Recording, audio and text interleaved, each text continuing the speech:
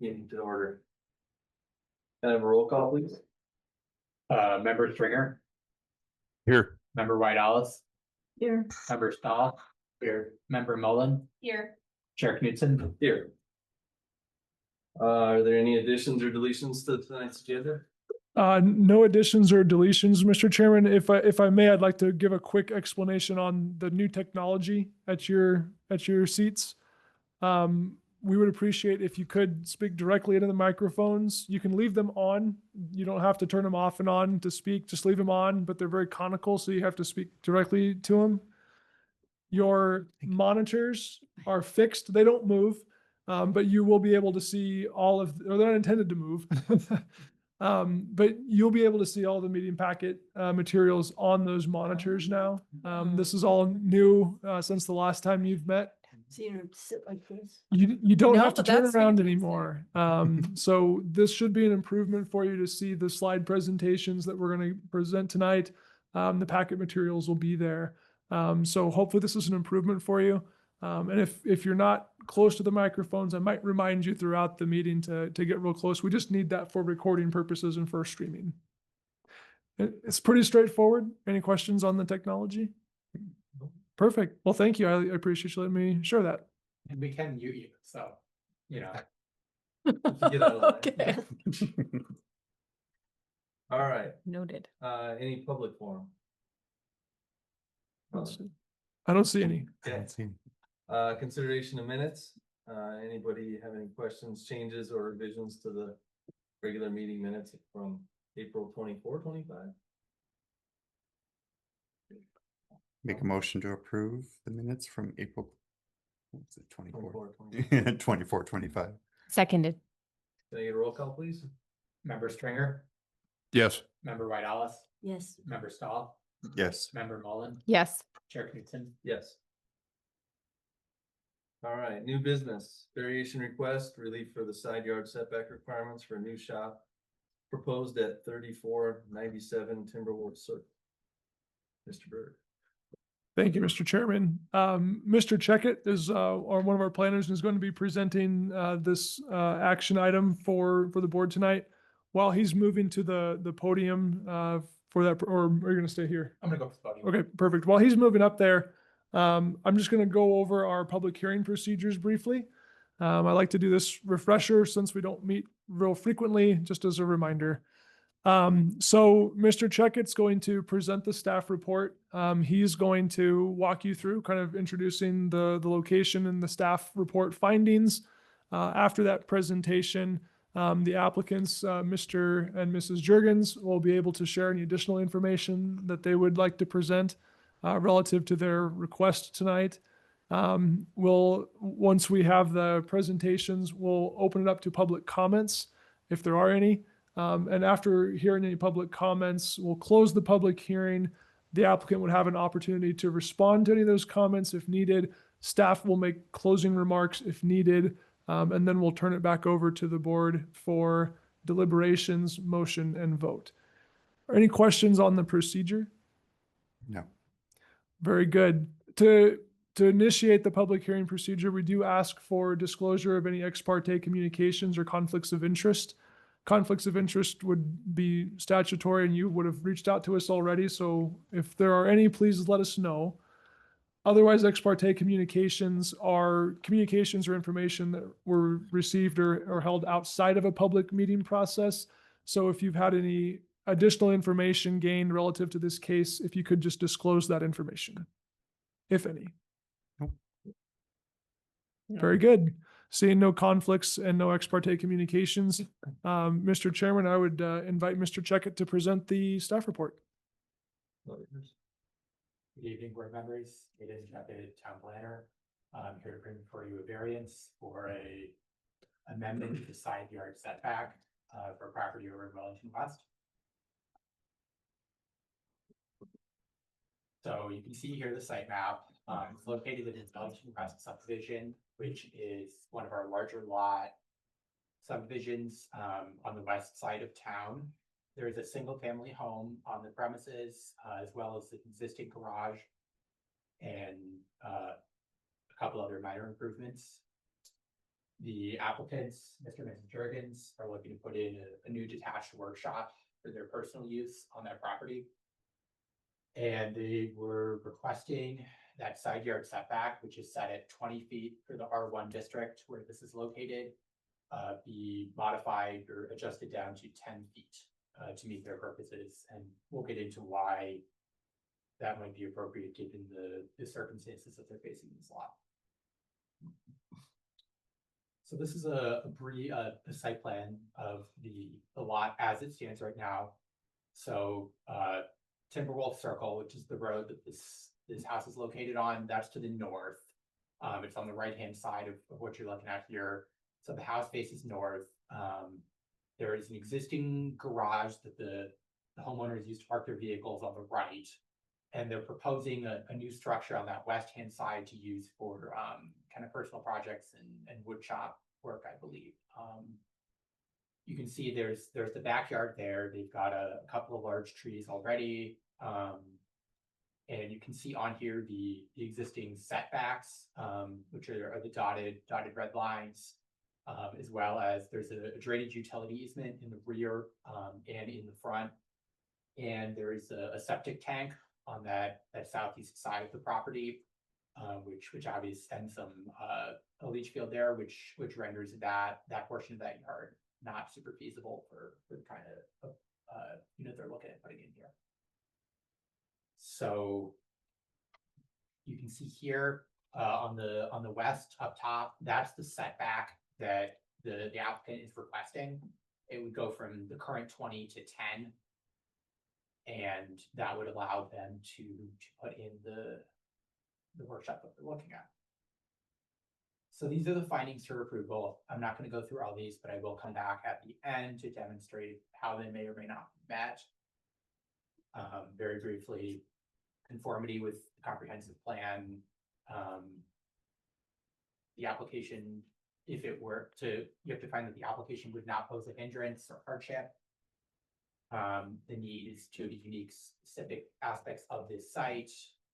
They're deprived compared to comparable homeowners. It's not their fault. There's no harm to public health, safety, and welfare. This is the minimum setback necessary, and that this is consistent with all prior documents and plans the town has. So we'll come back to this later. But these are the findings that you need to make in order to make this variance. Just a couple brief details. We talked about this earlier, but this is located in the R1 district. That's the town's lowest density residential district that is commonly found. We have an agricultural zone, but that's not commonly zoned. Large lots, detached single family homes are common. That's pretty much what you see universally in town on these developments. And outbuildings, workshops, those are very, very common on these properties. In the comprehensive plan, this is similarly designated as a low density residential district, which is pretty much in line with its zoning. And again, the kind of structure that the applicant is looking at putting in is very consistent with the kind of development you usually find in the zone district in these neighborhoods. So you can see here, that is the location of the house within that zone district. And there it is on the future land. So this is the existing site. That is a photograph facing the house. You can see it's a single family freestanding structure, pretty spread out neighborhood. That's an aerial photo down below. Again, you can kind of see that low density aspect. There's a neighboring house to the west as well as to the east. You can kind of see, if you look there are a number of outbuildings, garages, workshops present throughout this neighborhood. A couple things to keep in mind as you make your findings. Staff is only going to propose the variance to be for the portion of that line that this building would take up. It wouldn't be a blanket variance across the whole property line, just for the, I believe it's 30 feet that the building would run. The shop would meet all other standards and requirements of the town, including building code. And it meets our size requirements. It would meet our aesthetic conformity requirements. The setback is the only variance from those standards the applicant is requesting. Staff is confident that they'll be able to make the rest of those standards. And again, I've alluded to this, there's a pretty consistent pattern of development of these structures throughout the neighborhood. I think it's fair to say that this structure would not stand out in any negative way in the neighborhood context. So before we get to the motion, I'm gonna walk back to first briefly the map to point out a couple of physical circumstances on this lot. So you can see that it's a decent sized lot. It's a little under half an acre, but it is a little bit smaller than a lot of the lots in that neighborhood. And there are some constraints on the property. It would be difficult for them to move it in any further from that 20 feet because they'd be pushing up against the house there. I think if they were to meet that situation, they'd only probably have a couple feet of clearance, which obviously isn't really desirable, both from a, you know, kind of safety and constructability standpoint, as well as just general feel of people. There are a couple of large trees in that. Well, obviously that's not an insurmountable obstacle. The applicant did indicate that tree right there is sentimental to them. I think they said they planted it in memory of a deceased family member. So that's something the board to be aware of. I mentioned earlier, there's that leach field on the east side of the property, which would make it difficult to site there. Something else to think about is, right, there's no way to put in that driveway access anywhere else but on the west side of that property. So if they were to meet the 20-foot or move it further east, you would have that driveway kind of looping back in on the yard, and that would render more of the yard unusable. So again, it's the kind of thing where I think it's fair to say there are potential paths to situating this somewhere else, but are those viable paths, or are those paths that would not deprive the applicant of other gainful use of the backyard? I think that's where I would have concerns and where I think the variance would be most appropriate. Are there any questions, I guess, just kind of on the site, the layout, before we get into the findings? Yeah. I have a couple. One of my questions you just answered, which was, is the large tree driving the positioning of the building? But you just said yes. I didn't see it here on this plan, and it was hard in the rendering to understand if the elevation rendering. Is the fence staying, or is the fence going across the driveway, or is the fence coming down the current fence that's there? Yeah, that's a good question. I might save that one for when the applicant Okay, speaks. I don't know if that's I have a fine. good answer on that. And then just a couple other just clarifying questions. Is it slab on grade construction? I believe so. I don't remember that. And a question for Cody, this can be for later. Does Wellington West HOA have a percentage for pavement, like a pavement percentage that the lots cannot go over? Do you know?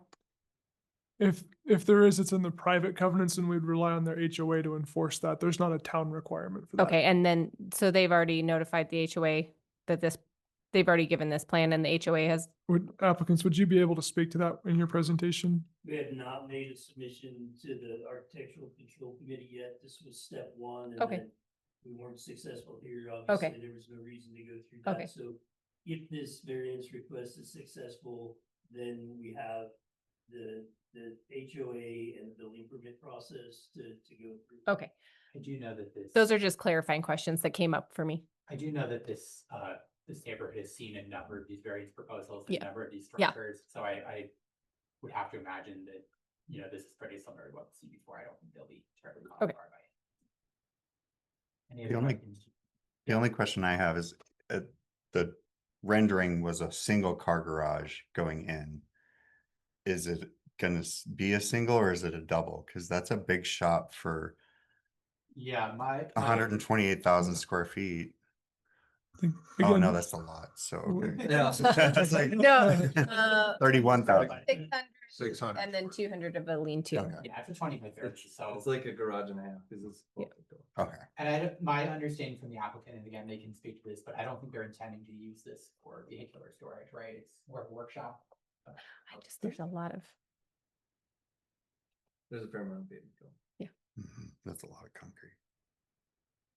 Okay. but that's not our place. If it's not detailed somewhere, then. Yeah, there's not a town requirement regarding the amount of pavement in the front yard. Okay. Yeah.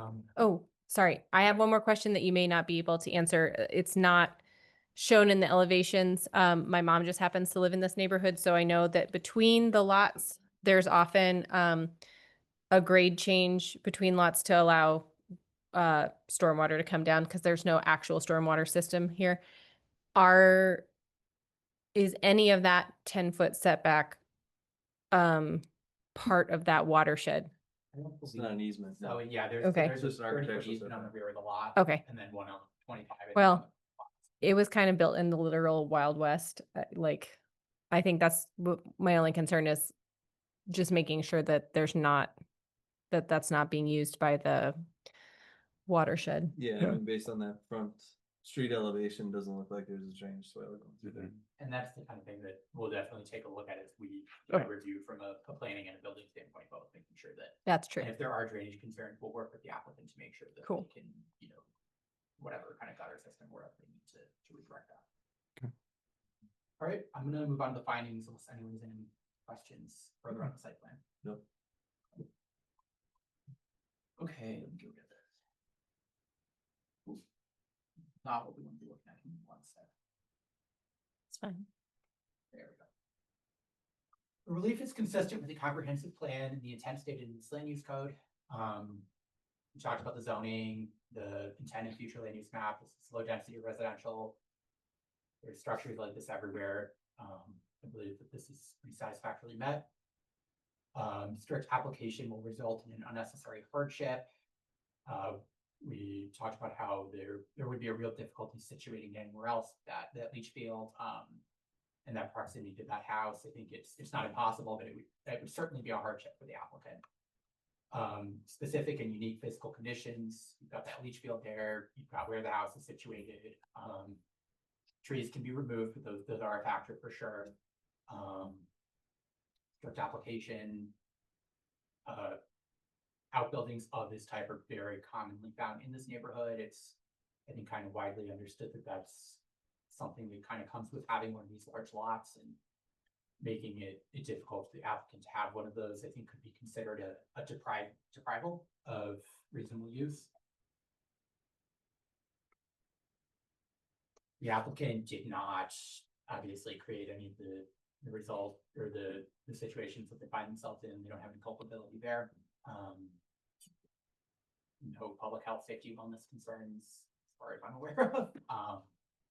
We are proposing the minimum setback, that 10-foot setback, and that would just be limited to the span of the garage. So or the workshop. So we're limiting the extent of the proposed variance. And number 8, we talked about, I think this is in line with the comprehensive plan. As far as I'm aware, there are not any other specific studies affecting this neighborhood. Obviously, it'll be in line with all your utility plans too.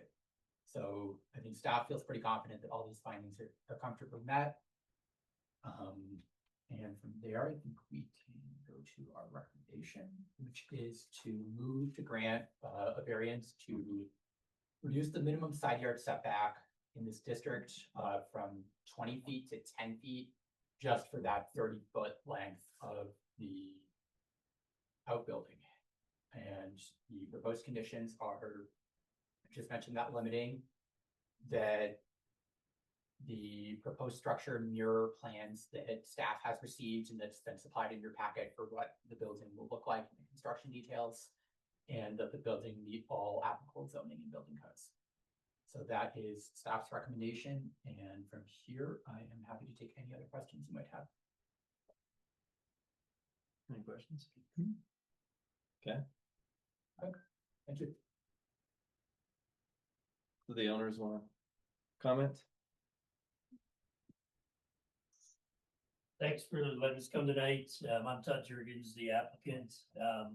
A couple things, just had a list of notes. I think, first, maybe speak to the drainage. There is no side yard swale there. The drainage is Perfect. east-west direction, both in the front yard and the backyard. There are some lots in that subdivision that have some Mhm. side yard drainage, but that's not Perfect. an issue here. So, I think, we've owned that house since it was new in 1999. We've always had this intent that at some point, this outbuilding would be a potential, getting closer to retirement age. We can't do it, but we can say the word. And so this is just kind of putting that plan in place. It's not business activity. It really is just a workshop where I can shut the lights off and close the door at the end of the day and go in the house. I don't have to clean up and move cars back and forth and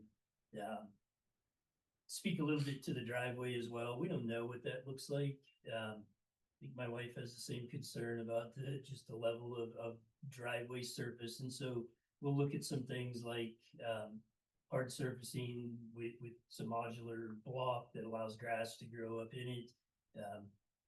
I will say our yard and the house is very well maintained.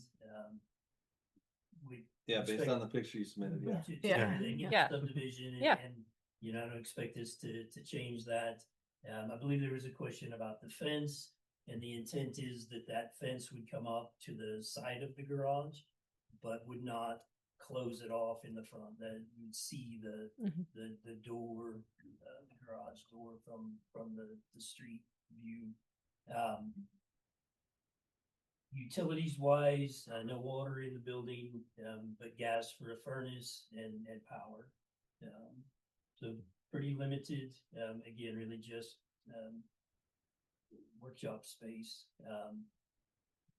Positioning of the building, what I'm trying to do there is leave enough what I would call defensible space between the workshop and the house. It ends up being about 12 or 13 feet between the house and the shop. Also allows me to get yard maintenance equipment through there, and I come through that gate. There's a gate in the fence now, and get between the shop building and the house. So it gives enough space to not look like it's jammed in there. It's defensible from a fire perspective, and then does allow some yard maintenance equipment to get in and out. So I think that was the bulk of my notes. Any questions? The lot size is, I think it's said like just under half an acre, but it's actually just under quarters of an acre. Right at 0.73 acres. Yeah. Total. By the time you take all the easements off of it, Not much. there's not a lot left there, but And the whole strip in the back for their leach field. so. yeah. Okay. I have a question. Any questions? Go ahead. Yeah, it seems like a very sensible place to put it. Do your neighbors to the west, they know about it and they're good with it? Lots of times we get letters saying, oh, we're all for this, or I can't stand this, They, you know? they're aware of it. I'm not gonna speak for them. I Uh-huh. didn't get any opposition, and I'm assuming the town didn't get any opposition. Certainly, Okay, they were notified of the hearing. so you tonight. told them, okay, So, that's fine. Yeah. They have a similar shop in their backyard. Mhm, Yeah. yeah, right. That's what I drove by there and I, With the variance? With variance. Yeah. Right. Yeah. Yeah, because I saw it was very close to the property line. Theirs, yeah. Yeah. Well, Any other questions? All right, Thank you. Thank you. we'll open it for public comment. Hearing none. We'll move on to our, the board discussion and deliberation. Anybody? Chairman, if I may, since there were no public comments, I don't believe that there were any closing remarks from the applicant. From a staff standpoint, I just wanted to confirm what Mr. Jurgen said regarding notifications. We didn't mention that verbally, but we did advertise this in the newspaper in accordance with law. Notices were sent to surrounding property owners within 500 feet. And a sign was posted on site advertising the public hearing as well. So there, and town staff, I can also confirm, did not receive any written communications regarding this case. So there was no opposition from our surrounding residents.